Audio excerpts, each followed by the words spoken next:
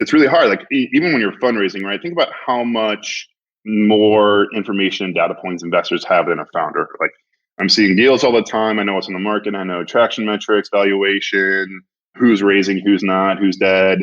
And as a founder, it's like your own world. It's your head, and that's it. Maybe you can, through osmosis and other founders, understand how to do this a bit more. But like, it's still pretty uneven in terms of like the information. And so we just want to give founders all the tools they can to get the most out of that relationship. The startup investment landscape is changing, and world-class companies are being built outside of Silicon Valley. We find them, talk with them, and discuss the upside of investing in them. Welcome to Upside. Woo!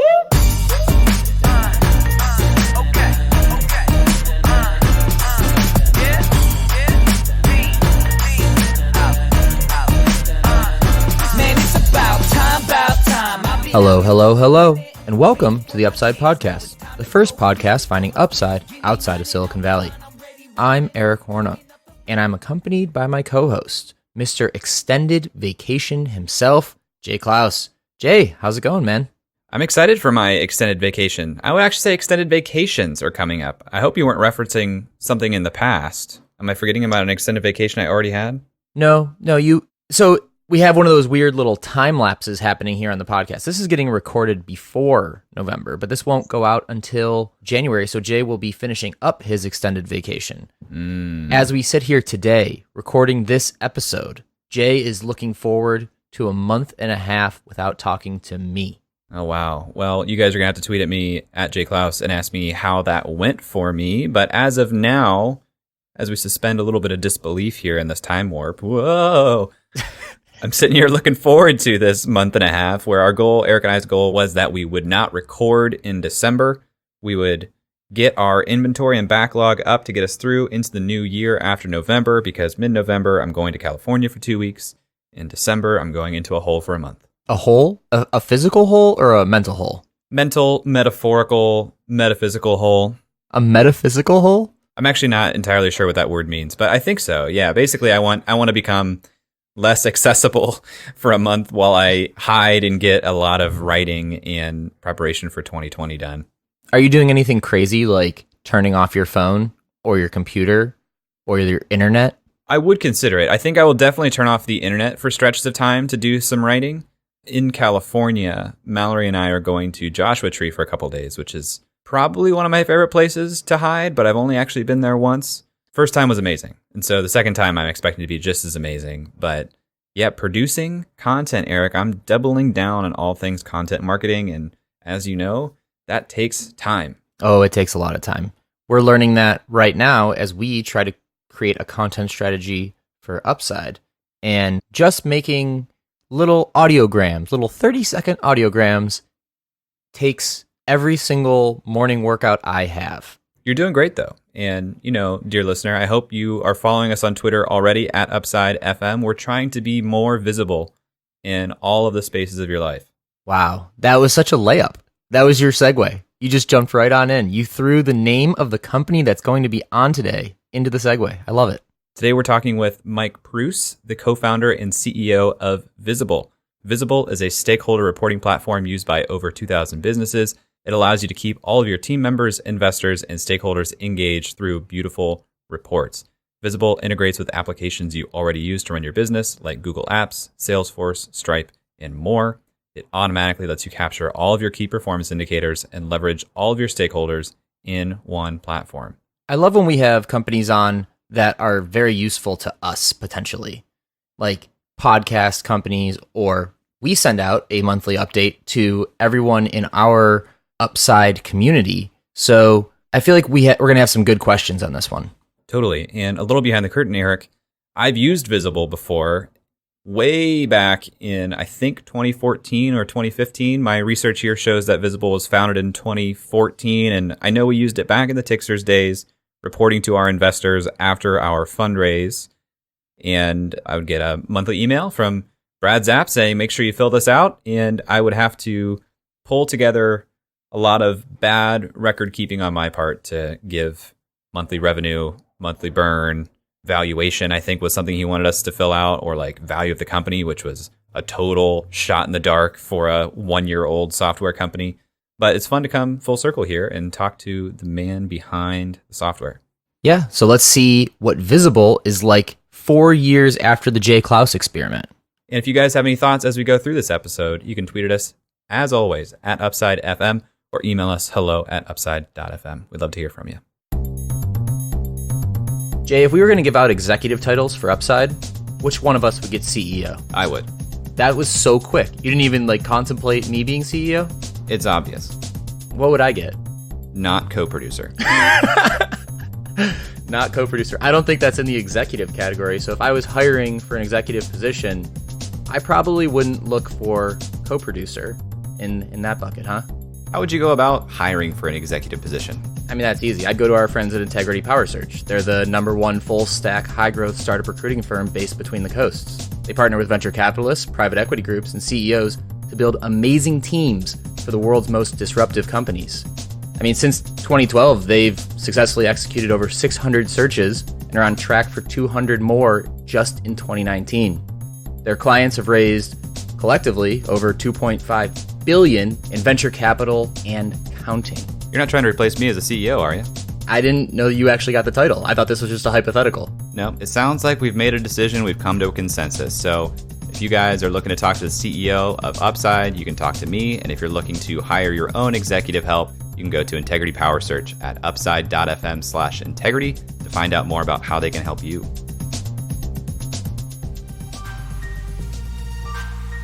Eric, one of our favorite questions is what sucks? And do you know what sucks about podcasts? The fact that we don't know who's listening to us. Exactly. The analytics in podcasts are terrible. And so I think I came up with a solution of how we can get a better feeling for who our listeners are. Well, do tell. All we need you to do, dear listener, is go to upside.fm/survey and answer a short 1 to 3 minute survey so we can get a better understanding of who you are, which helps us serve you better. We love feedback on the podcast, don't we, Eric? Oh, we love feedback. All about the feedback. All about the feedback. And so if you would humor us, please go to upside.fm/survey. Let us know a little bit more about you so that we can better serve you and make this podcast even better. That's upside.fm/survey. We promise the survey won't suck.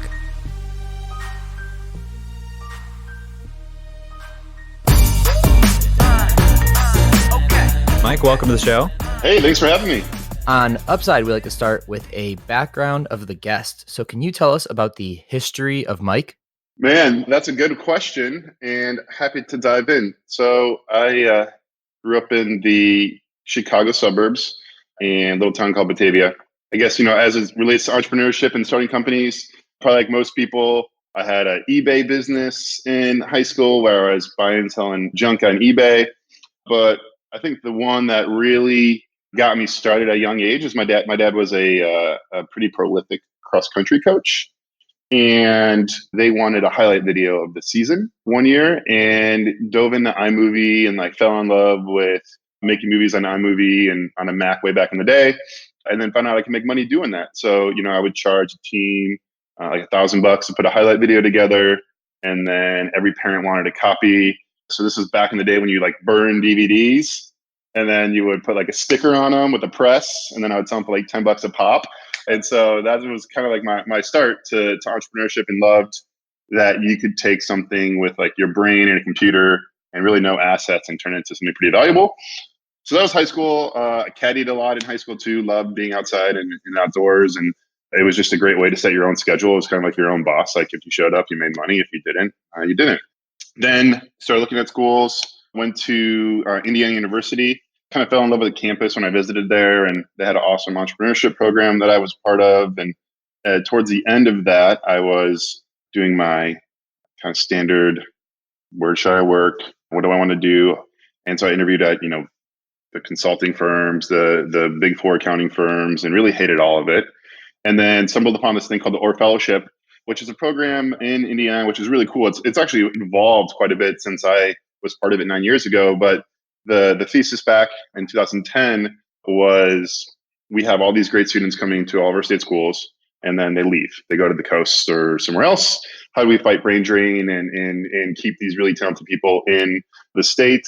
And I joined a company called Formspring at the time, which is 8 people building online B2B forms. And it's actually kind of funny because through that, we created a small product that was called Formspring. Formspring moved out to the Bay Area. So I kind of like broke the thesis of the Orr Fellowship and moved out to San Francisco for a couple of years working at that company because we spun it out, but ended up coming back and starting Visible with a bunch of folks from Indiana. But that was like the very quick version of Mike, but kind of my story in terms of everything that led up to Visible.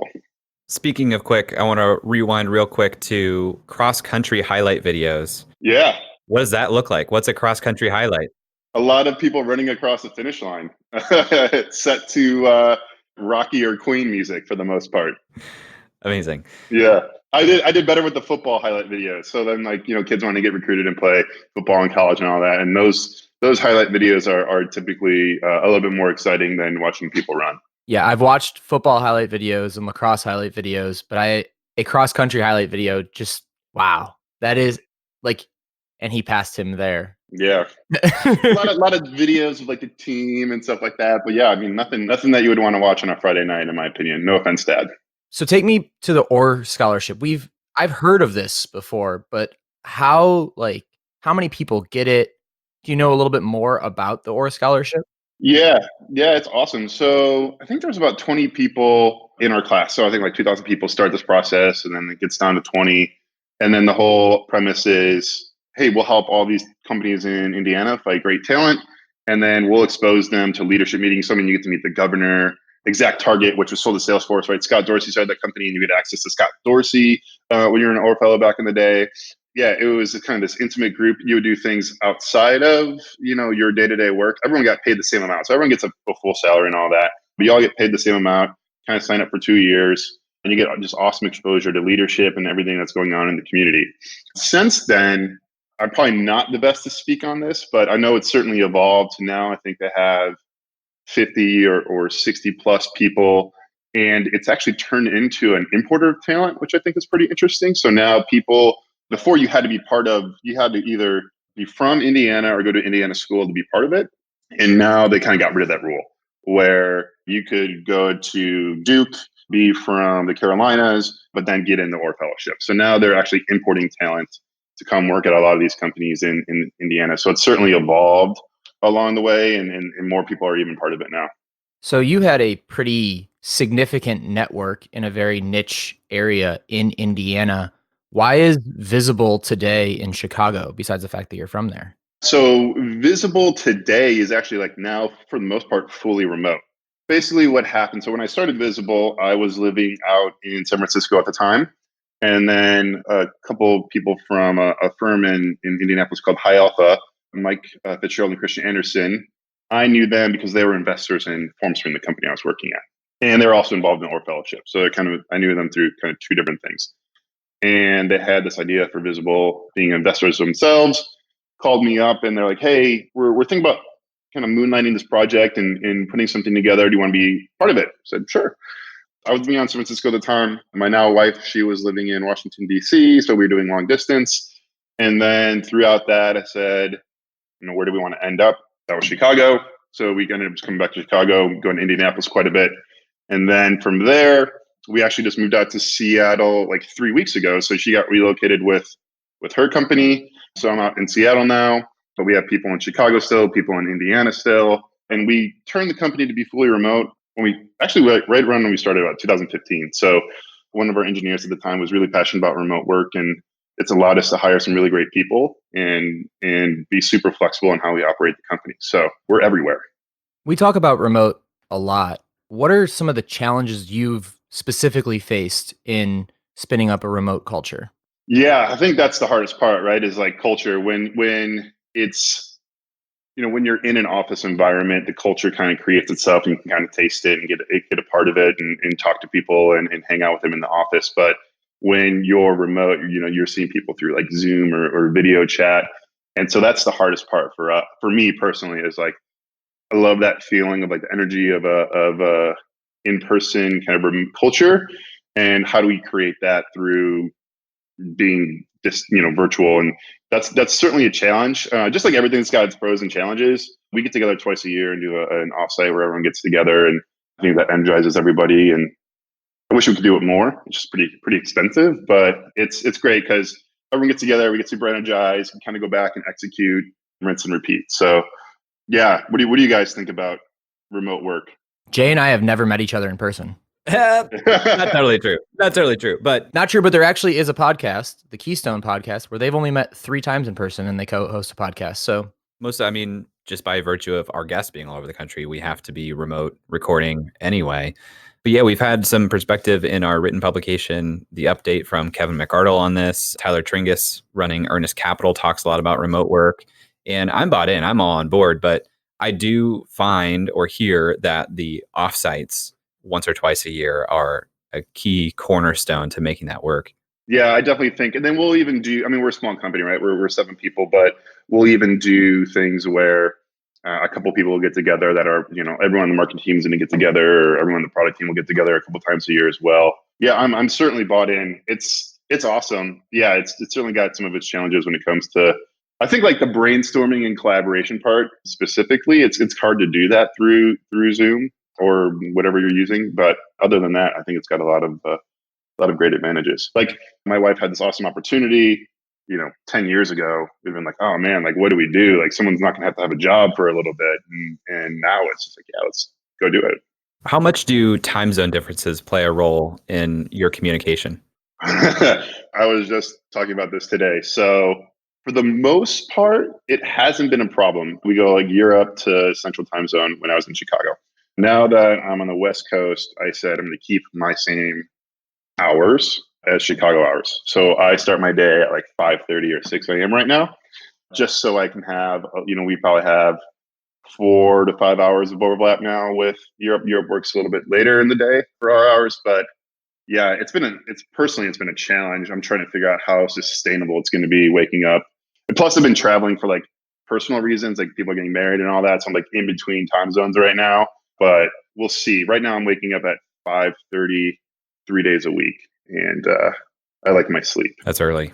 Yeah, it's early. Like today I rolled over in bed. I texted the team. I'm like, can we push the team call back like half an hour? And I don't want to do that. That's not great either, making people mend to your schedule. So I'll figure it out. when you think about the future of the company, do you think you're going to be remote first, i.e. you have a headquarters, but most people are remote only, so no headquarters, or remote friendly, so headquarters first, and then the ability for remote? If you would have asked me that question 2 years ago, I would have said we'd been like, have a headquarters and have remote.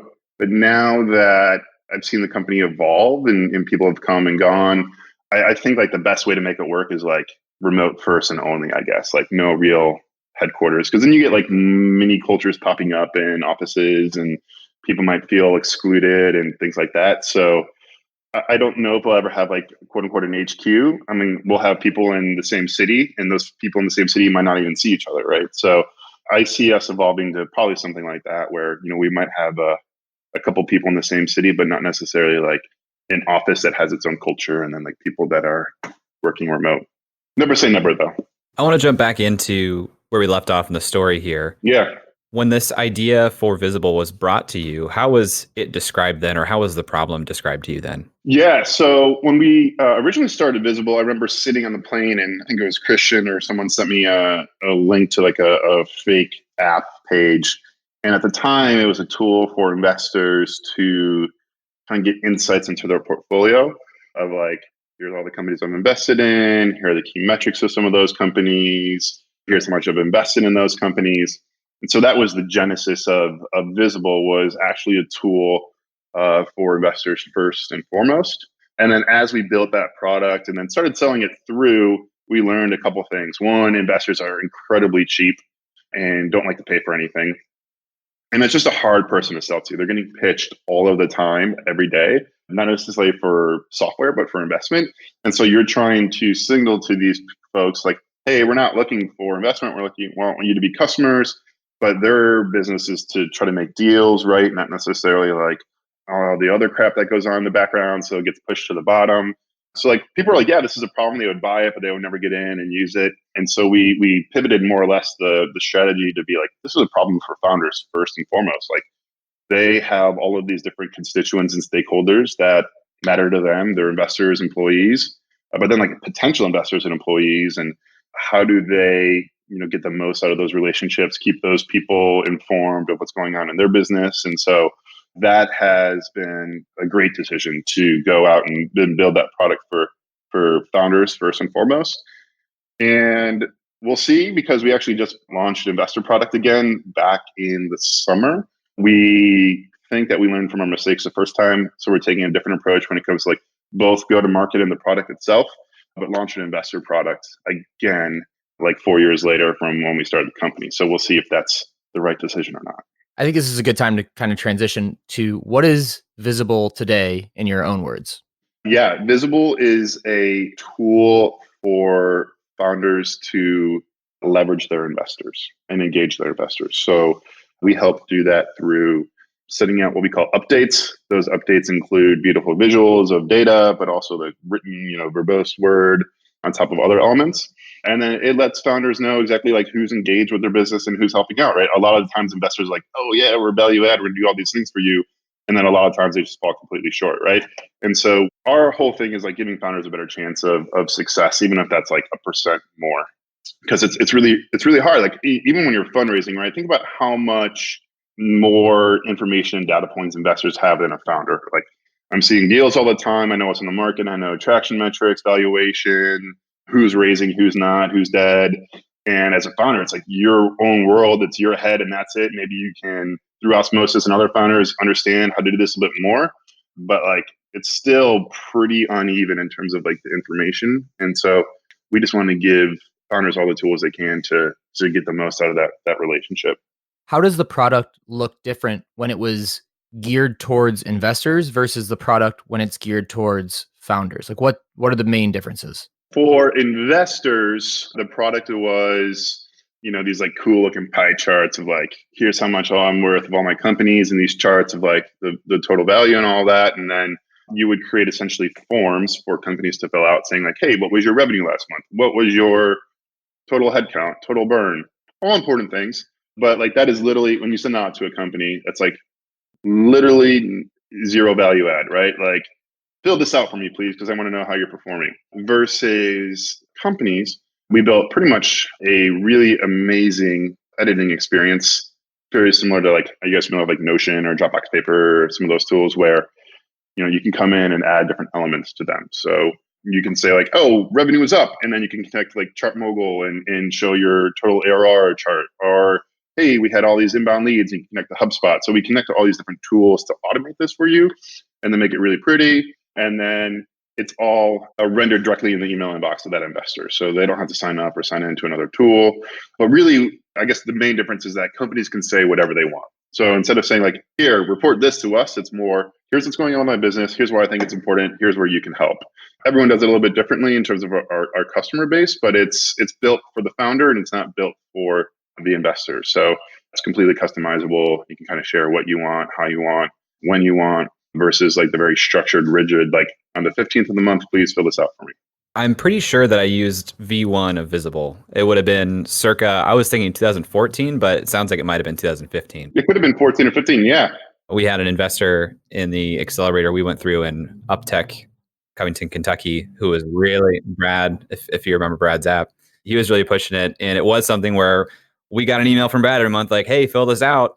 And some of the metrics that he wanted us to fill out were such like finger in the air type things that we just didn't track very well. And it was kind of something where I was like, I don't even know how to get this information that he wanted. Yeah, that's funny. Yeah, they were one of our first like investor customers. Yeah, that'd probably have been 2014 or 15. So now, when does a founder come across Visible or go looking for Visible? Like, what's the pain point that they feel first where they say, I've got to get a better tool for this?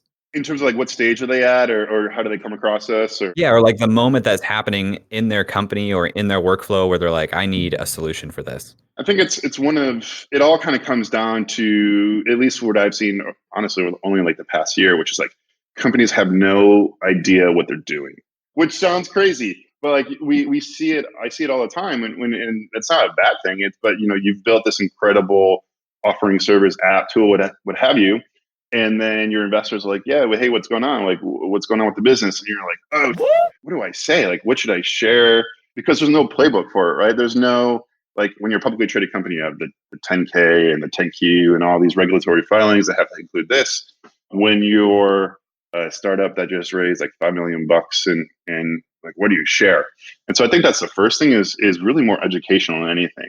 Here's what you should share, how often, and there's like, I think there's like the standard headcount, cash burn, cash in the bank, all that. But then there's a lot of other things you could possibly be sharing and best practices. So in terms of that, I think it ranges in terms of like the stage. Like we see people that need it and they're big, 200-person companies, and we see people that are 2-person companies that do it. But I think the first initial point is like, what should I be sharing and how frequently is when they're coming across Visible. And it doesn't know boundaries in terms of geography. We have customers all over the world, Australia, Singapore, Europe, all over the world. So it's not just something that's like a San Francisco Bay Area thing. Actually, like, I think in terms of geography, those people do a really bad job of reporting versus like a lot of people all over the world do a really good job of it. So how does your go-to-market strategy kind of feed off of that scenario you just laid out? In terms of, you have geography, but you could have someone who just started up in Wichita, or you could have a 200-person company in New York. How do you go to market and find those people? So we get customers essentially one of three buckets, and they're all pretty much around the same. So a third of our customers are coming from organic search. So people writing in investor updates, investor update templates, investor reporting. We do a ton. Well, we do. I don't. Our team does a great job of content marketing. We produce an item called the Founders Forward. It is its own brand. It's delivered once a week to your inbox. It's kind of like Metamark Daily was back in the day. We curate what we think is the best content for operators. And so we build a lot of content. And so we get about a third of our folks coming to us that way. A third through kind of paid channels, primarily paid search. And then a third coming through referrals of those like offline and offline. So another founder saying, hey, check out and use Visible, or an investor saying, check out and use Visible. But then we'll be written about on other blogs and things like that. So that's another part of that referral traffic. And then I think like a lot of startup communities, just because of how prominent it is in the States, a lot of them are speaking English.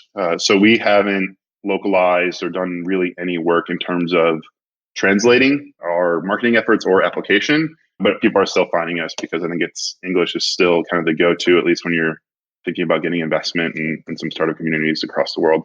I liked what you said about this helps founders leverage their investors. Yeah. Do founders get any pushback on trying to do that? Or is it just a problem of founders are leaving that opportunity on the table when they're not using a tool like Visible? Yeah, I don't even think it has to be, from what I always say, like, it doesn't even have to be Visible, the tool you're using to get leverage out of investors. You could use a MailChimp list or email or whatever tool you please. But I think that a lot of times you're not just, I think one is cadence. Like, I think founders do a bad job of just establishing a regular cadence of their investor communication, both to potential and current. So I'm going to take a step back here. So we think about Visible as like a sales and marketing funnel for your investors, right? So at the top, I have like prospecting on it. These are investors I want to target and be part of my company. Then in the middle, maybe I'm fundraising and these people might invest in my company. And then I have investors, right? And that's kind of customer success. Like, how do I engage and retain my current customers or my current investors? And a lot of times founders will happen is they'll send out an investor update maybe once a quarter, or like only when they have good news to share, which is the opposite. You always want to share when you have bad news, actually, because people can jump in and help.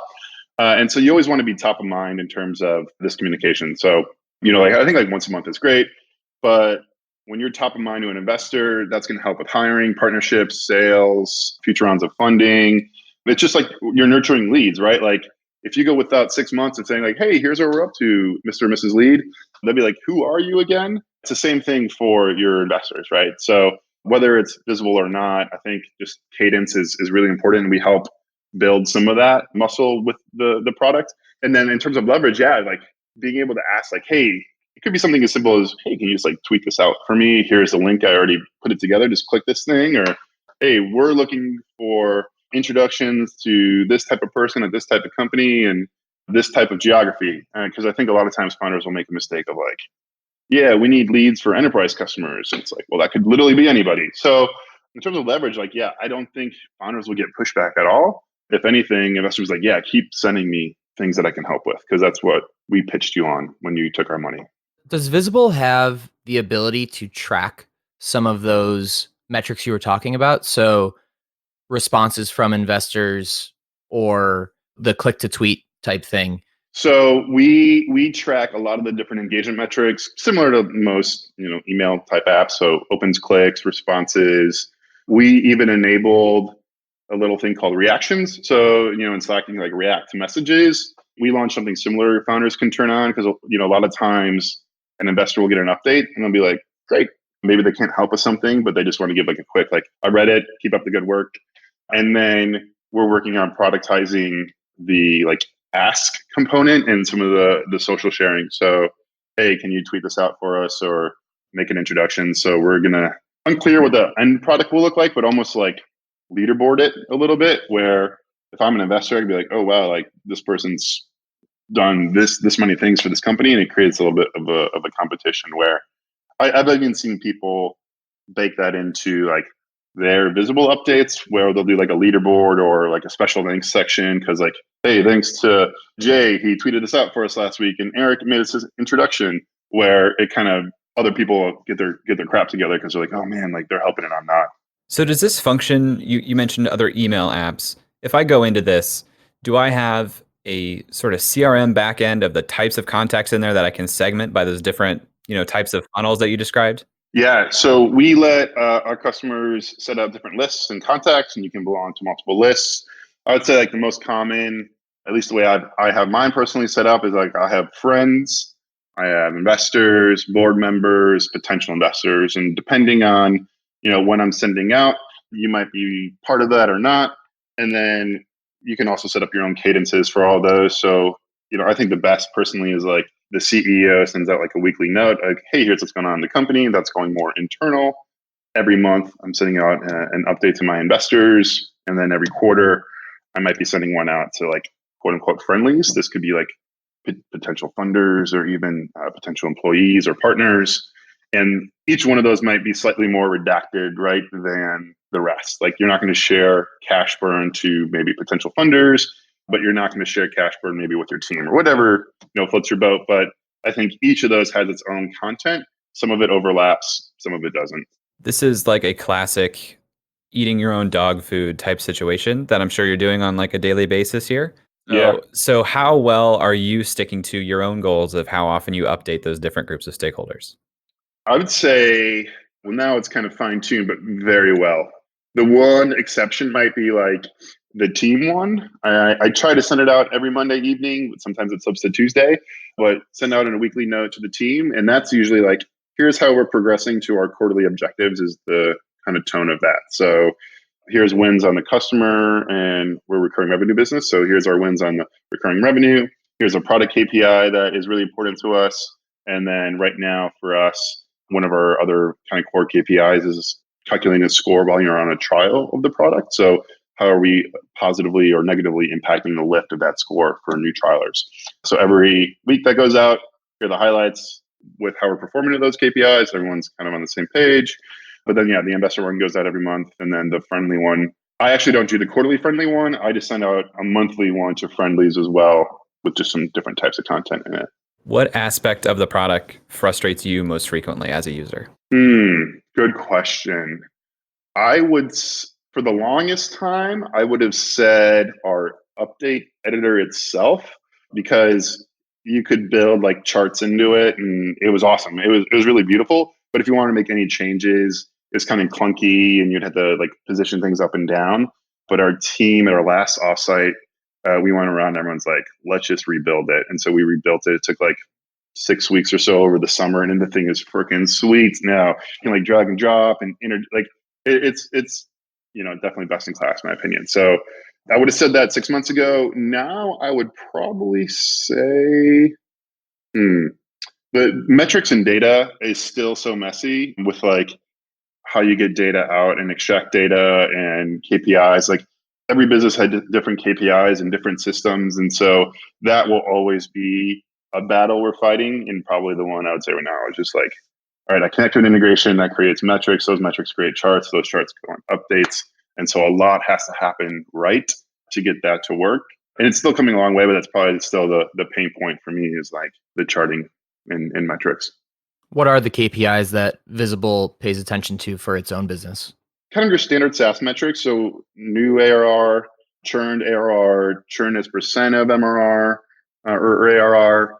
And then some non-standard ones that we really like to track are new organic web visitors.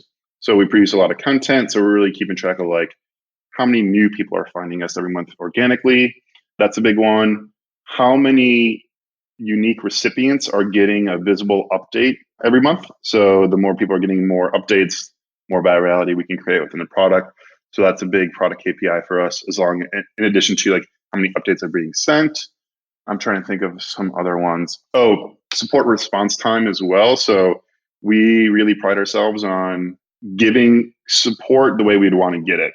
So if someone writes into us, I think our median response time is like 5 minutes. So at least Monday through Friday. So if you're writing in, we're going to respond right away, help you out. Customers are our core. So that's another one we like to monitor is just like how fast are we getting back to our customers. How many unique people are getting Visible updates? It's about 25,000 right now every month. We track that between you can send an update in email and you can also send it out as like a link that people can open, like a Google Doc. So it's hard to get an exact number because of that, but it's somewhere around 25,000. And how does Visible make money? We're a recurring revenue business. So we have kind of 3 plans, good, better, best model, depending on like all the bells and whistles you might want. That ranges from like the data integrations to like sending things from your own domain and brand. So our average customer pays us around $140 a month for the product. And then of that, around 35% are paying us annually upfront. So I mean, it ebbs and flows, but yeah, around 35 to 40% are paying annual for a steeper discount. I would imagine that as long as a company is operating, this is useful software for their workflow. How often does like the rate of startup failure result in a churn of customers for you guys? Yeah, it's probably like, it's definitely higher since we're SMB tool. I think churn's about 1% a month. And of that, I would say it kind of falls into 3 buckets for churn. One is like we're going out of business, which actually isn't too common. A more common one is we've been acquired and we no longer need Visible. And then like, and this is something we're really going to work hard on in the first quarter of next year, which is like I stopped using it for whatever reason. It's like, I think Visible is very much like going to the gym. And so if you're not going to the gym and working out, you're going to cancel your membership after some point. So we're working on a lot of ways to unlock where we can help with fundraising, because there's a huge pain point with fundraising, right? Like everyone feels that pain point and you're like, give me whatever I can to help with that process. So that's something we're actually working on right now, and we'll have a lot on later in the year, early 2020. But yeah, churn just because like, hey, I'm not using it for whatever reason. How big is the overall market of founders who would be a fit for this software? And has that trended any differently since you've been doing this? Man, I haven't done a TAM in a while for Visible, but I mean, it's huge. I mean, Carta, who does cap tables, I think has crossed like $80 million in ARR or something like that. So I would say, what's interesting is more and more companies are being started. And I think you guys mentioned Earnest Capital and some other folks as well. I think there's even this kind of, and we're looking into this, but there's a shift in terms of how new businesses are started and funded, where it's not even necessarily like venture capital. It could be folks like Earnest Capital, or there's even all different types of like financing you can get through things like Clearbank and other folks. So we're looking into like, what does that market look like? And because there's a lot of just like indie builders and folks all over that are building tools that maybe aren't like quote unquote venture capital, but they still have like stakeholders and other folks they want to keep apprised. So I don't have like, unfortunately, I probably should. I don't have the hard data of like, oh, there's, more companies than ever. I think the general trend is there's more capital than ever going into fewer companies though. Do you have any customers that kind of fit in those other buckets that aren't traditional VC backed? And specifically, I'd be interested to hear, are there any investors that use this to send updates to LPs? Yes and yes. So I'll touch on some of those. We have folks like in New Zealand that are purveyors of honey that use Visible, and they're using it to just share like internal management reports. So we have like really nice Xero integration. Xero is built in Australia and New Zealand, and they're using us to like, send, like we have a mega church there too. So they're just using like it to send out more like internal quote unquote stakeholder updates.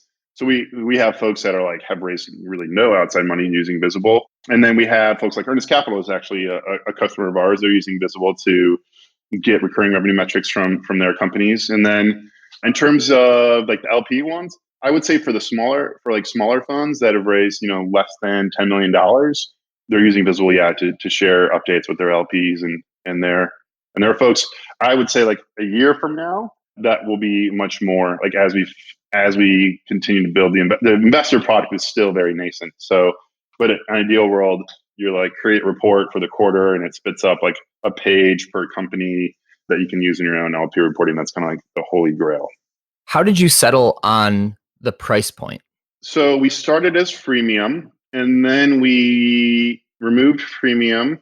I want to say we started like $20 a month. And then we're like, well, what if we raise prices? And then we raised it to 50. And then we said, what if we raise prices? And we said, what if we raise it to 100? And then we kind of naturally just kept pushing price up until we started getting pushback on price, which we certainly do. I think it's more of a premium product where I don't know if this is true or not. Rule of thumb is like you want 20% of people saying no because of price.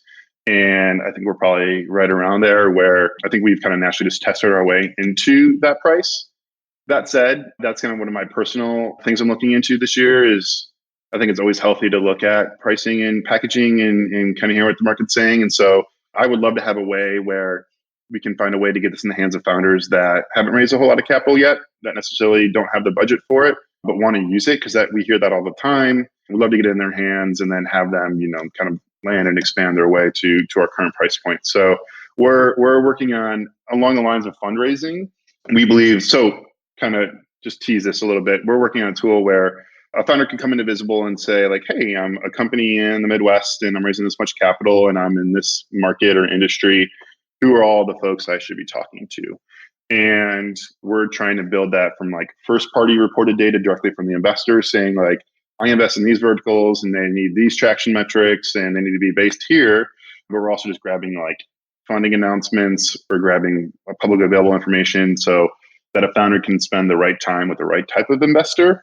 And that type of tool, I believe we're going to give away for free. And then, maybe they can send in updates to those people without necessarily like all of the sexy integrations. But at some point they will be using Salesforce and they'll want to pay us for that. So I think the fundraising product will be a great time for us to figure out like a free version of that product and then a natural way for them to kind of expand their account with us over time. Something you said earlier, Eric and I talk about a lot, which is the asymmetry of information that investors have access to because they see this number of deal flow versus what founders know because they're often doing this for the first time. So how well do you guys structure your data intake to have kind of a macro view of what's going on in the state of funding and fundraising? As of right now, we probably do a very bad job, but on purpose. So just given the content of the updates that are being sent, there's a lot of like, I would say fairly private things you wouldn't want people knowing. And so we've always toed the line of like, we need to be so white hat about what we do with the data that we don't do anything with it at all. So like in our terms of service, like I think the first line of privacy policy is like, we don't do anything with this data. So as of right now, we don't do anything with the data that's coming through Visible. Like you're paying us to distribute your investor reports and we're not going to do anything with that. If we ever were to try to create like benchmarks or other things with data coming through Visible, it would kind of be your typical like opt-in, like, yeah, I'm going to opt in and in exchange, I get something out of it. So that's not necessarily on the horizon for us though, in terms of That now with fundraising, there's an interesting thing. I mean, it's so early, the product's not even built yet, but you can think around how you could leverage like a founder being like, yeah, this investor just dragged me on for 3 months in this process and then like never wrote a check. And then you could see that maybe like 3 other people using that were like, yeah, same thing happened to me. And so then you as a founder are like, okay, like don't even like waste my time with this person. So I think there's some interesting things we could build in where we give founders like signal in terms of who are the good actors and who are the bad. But even then that's challenging, right? Because like as a founder, you're reluctant probably to share some of that because you don't want to be like, blackballed out of like the investment community. So I think that has its own struggles, but I definitely see like some way to give a founder like insight into like who they should be talking to and what are the experiences, all these other, isn't it weird? Like kind of quick aside, you can get like reviews on anything in the world. Like I could see the reviews of products, software products now, doctors and all that. But like when it comes to financing, it's still like super hit and miss in terms of, you're pretty much relying on background referencing and talking to founders who've worked with people before. I saw on Crunchbase that you guys had raised a seed back in 2016. So it said from High Alpha, which seemed like a connection to all the way back to Scott Dorsey and maybe even the Orr Fellowship. What does the horizon look like for you guys? Are you in a place where you're just cruising and working off of cash flow? Yeah, exactly. So that's kind of where we are right now. So we raised some capital early on, and then through like our pivot and all of that, have gotten the business to a place of cash flow and profitability. So for us, it's more about execution than anything. And if we think like there is an opportunity to accelerate growth and we need to, I don't think we're hesitant to raise more capital. But for us right now, we're in a place where we can kind of spend our cycles where we think our time's going to be most, I guess, well spent. We're sitting here recording this on the back of WeWork slashing their valuation by like over 75%, and a lot of doomsday kind of sayings around the tech space. So let's just pretend those are real for a second. Mm-hmm. How does Visible exist as a premium product in a potential downturn or recession? Oh man, that's scary. I have no idea, to tell you the truth. If there is a doomsday, if there's a doomsday, I think a lot of people are screwed. But yeah, so it's something I thought about quite a bit, and I think there's kind of like 3 things that one of them is working in our favor, and I think there's 2 things we would do pretty quickly. So one is, for the most part, we're already in control of our own destiny and don't have to rely on outside capital to keep things going. So that's a good thing. But let's just pretend our customers are going out of business, and so maybe that's not true. There's a lot of, I'm not saying like we would just like completely pivot the business, but I think we would orient it towards a lot of internal stakeholder communication. So we get a lot of like banks, PricewaterhouseCoopers in Australia just became a customer of ours, where they're using it for more internal reporting and keeping people in the loop of what's going on. So I think we would, if that is happening and we're like, all right, it's doomsday, we would probably orient the go-to-market to be more focused on internal reporting and management reporting. And then this might be wishful thinking, but I think like the best companies in doomsday would be the ones sending the investor updates the most. So we'll see. But yeah, I don't know. What are people saying? You think it's doomsday? No, but I would assume that definitely crosses my mind. The yield curve inverted, so everyone's freaking out about that as well. Also, bankruptcy could definitely use some work in reporting, just from personal experience. So monthly operating reports, if you want to systematize those, your super priority, you get paid before everyone else. Yeah. Mike, this has been an awesome conversation. Thanks for sharing with us. If people want to learn more about you or Visible after the show, where should they go? Visible is visible.vc for our domain. About me, probably Twitter, although I'm not like super active anymore on Twitter, but Twitter is probably the best place. It's just Mike Preuss, Preuss. Hey listener, have you ever wanted to get a message in front of the Upside audience but weren't sure how to sponsor this show or weren't able to do a long-term sponsorship? Well, now you can just go to upside.fm/classifieds and let our audience know anything that's going on in your world, whether it's an event, an application, a special coupon or deal, or just letting them know who you are, what your company does. All you have to do is go to upside.fm/classifieds and you can place an ad on this show. That's upside.fm/classifieds.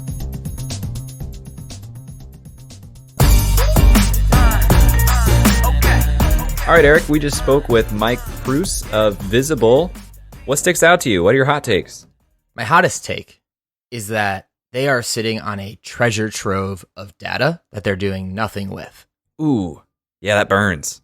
Yeah, I'm a data guy. I like data sets, large, complex, hard to get, structured data, and they have it by the truckload, Jay.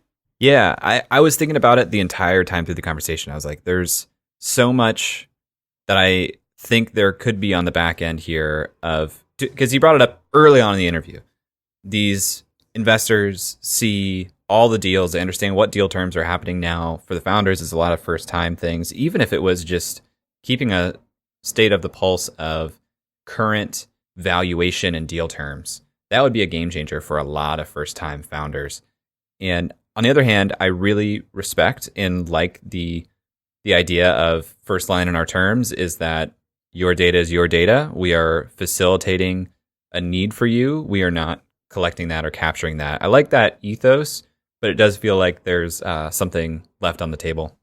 Ever since I listened to the Ryan Caldbeck podcast on the Patrick O'Shaughnessy podcast called Invest Like the Best, wow, almost forgot the name of that podcast that I listened to, that there is going to be someone who does what CircleUp did, but for all startups. There's going to be a Citadel, a Renaissance, a Two Sigma type investor who invests in early stage. And this has nothing to do with the Visible business model we just talked about. But when I see Visible and I see the data that they're creating and the unique data set they have, I have to think that that is a extremely underutilized asset that, maybe it's not in the next 6 to 18 months, but down the road, if they store all of that, is going to be a huge competitive advantage to bring quant finance to private markets. I have a little bit of an incomplete story in my mind, not from Visible, but related. He mentioned the newsletter that Visible writes that he compared to the Mattermark Daily. And Mattermark started, co-founded by a friend of the podcast, Andy Sparks, who was at our South by Southwest panel last year. Andy has introduced himself several times as co-founding a startup that raised several $1 million, sold for a lot less. Mattermark had kind of a unceremonious end, collecting and capturing a lot of data around the VC space and selling it to investors. Mike, in this interview, talked about investors being a difficult customer because they're already getting sold to a lot, just in a different form, and that they're cheap. So that completed one little bit of the loop. The second bit is back to what you were just saying around this data piece. It seems like there's a lot of value in this data, but who's going to capture it in the right way and sell it to the right person and package it the right way remains to be seen, I guess. I think it's a problem that no one's feeling yet. And I don't think it is really that important to this deal memo. So I'm glad that I started with it because it's a personal interest. Well, to keep going down the weird deal memo train here, I did some math, Eric. What? This is the weirdest deal memo we've ever done. I did some math. I was prepared, and here we go. All right, let's hear it. So at one point, Mike said that average customer pays about $140 per month. $140 per month is $1,680 per year per customer. If you multiply that by what Mike's LinkedIn bio says, over 2,000 customers, let's just assume 2,000 customers, that's $3.4 million in ARR. Look at you. That was pretty quick. That was pretty snappy. It was easy for me to get there. So that's a pretty tasty MRR for a company that's raised $1.4 million to date. And he said at the end of the interview, they're profitable, they're cash flowing, they're growing on that. Certainly they could grow faster and build the product faster with more people. Hiring comes with the cost, and oftentimes the cost of hiring comes with fundraising. Doesn't sound like that's the direction that they're headed right now. And I don't think it needs to be. I think this is a product that has a lot of potential use cases. I think they found this niche that works really well for them. It gets them to this, what'd you say, $3.4 million ARR? Well, and that's at 2,000. He says over 2,000, so it could be anywhere from 3.4 to 5.1. Did you just do that math in your head as well? I did. Again, pretty easy for me to get to that. So if they're making money and things are looking good and they're kind of exploring this new product with investors, I don't know that they need to catch up to Carta, who's doing 80 million ARR or whatever he said it is. And the reason that I did that math and I brought it up was because, to the point I was kind of making with Mattermark, I questioned how big this total addressable market was as a venture backable business. And not because I have an answer, and the answer is it's small. I just didn't know. And my presumption has always been that startup founders are a difficult market to stick with. It's limited in scope, and same with investors. I think I had heard secondhand that there also just weren't enough investors to sell to make Mattermark a giant company. And I didn't get a great answer to how big the market was. Mike said huge. I just don't know how huge that is and what that means for, if they did want to fundraise, what the prospects of that would be for a major fund.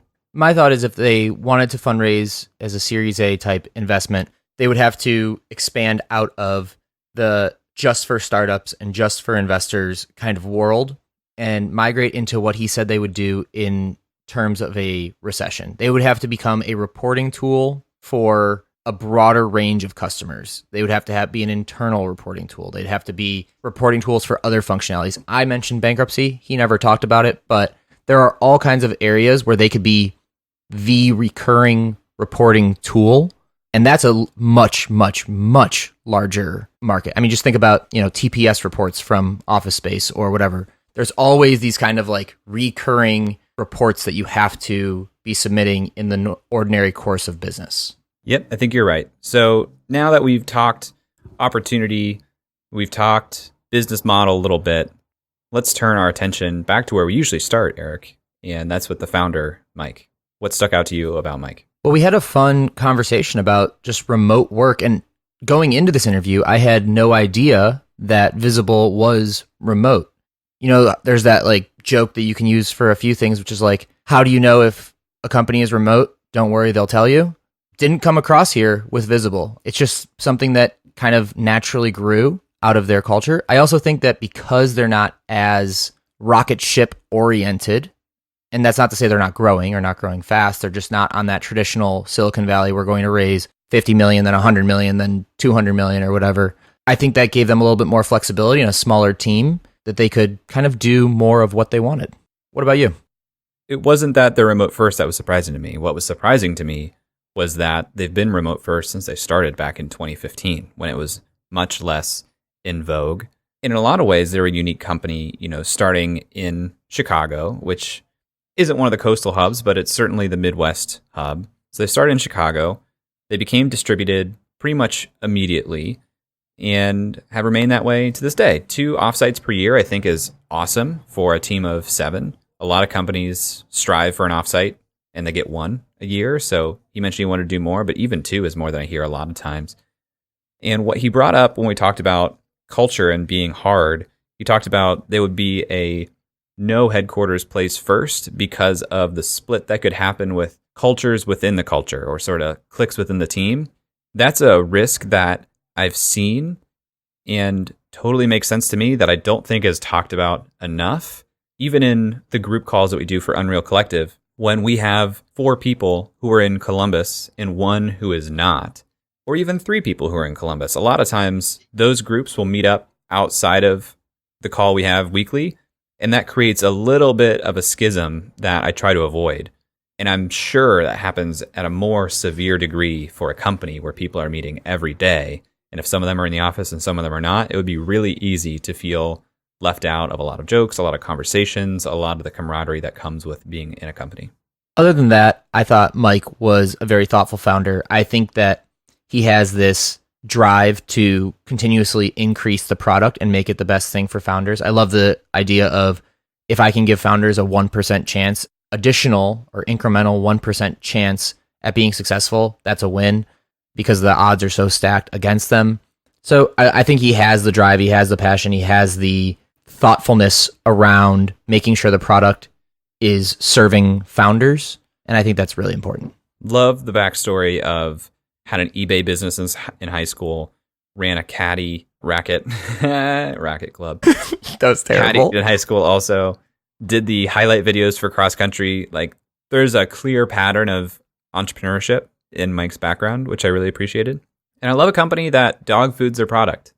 Love anytime a founder can actually be dog fooding their product. It's only going to drive him. He's a founder. He wants to get 1% better himself, I'm sure. So it's great to hear that he does it and has a structure for doing it. Had some key takeaways for what he recommended other people to do, sending updates when you have bad news, segment your different audiences for consistent updates. That's something that's interesting. Not only are you sending investor updates, but potential investor updates, friendly updates.